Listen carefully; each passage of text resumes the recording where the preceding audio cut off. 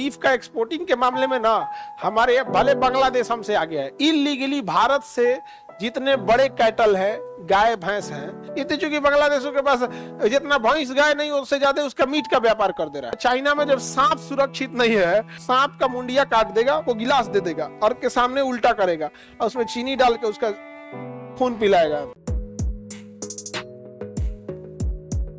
जो भी मांसाहारी लोग हैं वो मांस उसी जानवर का खाते हैं जो शाकाहारी रहता है। समझ में आ गया? बीफ बाबू, भारत बीफ का एक्सपोर्टिंग के मामले में ना हमारे भले बांग्लादेश हमसे आगे है। इलीगली भारत से जितने बड़े कैटल है, गाय भैंस हैं, इसे बांग्लादेश एक स्मगलर कर दिया जाता है, हिला दिया जाता है और वहां काट के दुनिया में बेच दिया जाता है। इतने चूंकि बांग्लादेशों के पास जितना भैंस गाय नहीं उससे ज्यादा उसका मीट का व्यापार कर दे रहा है। नहीं समझ में आया? भारत से भी बीफ का एक्सपोर्ट बहुत ज्यादा होता है विदेशों में। विदेशों में तो बहुत ज्यादा खाता है सब ना। इंडिया में चिकन मटन प्रसिद्ध है।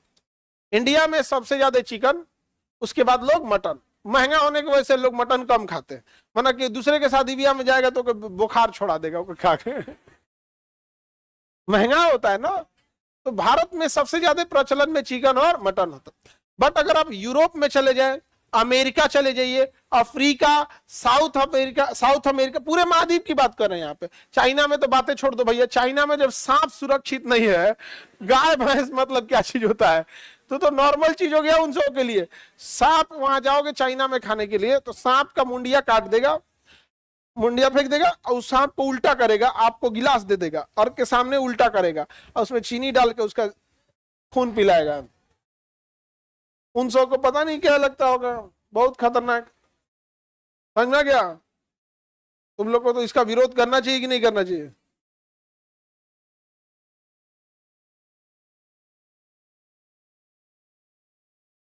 तुम लोग को तो करना चाहिए। अब अपनी गोतनी गोतिया का तुम लोग साथ नहीं दोगी?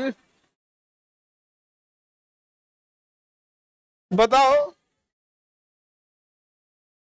अपने तो कम से तुम लोग बताओ, अपने गोतिया का साथ नहीं दो, रिश्तेदार, गोतनी, ये सब तुम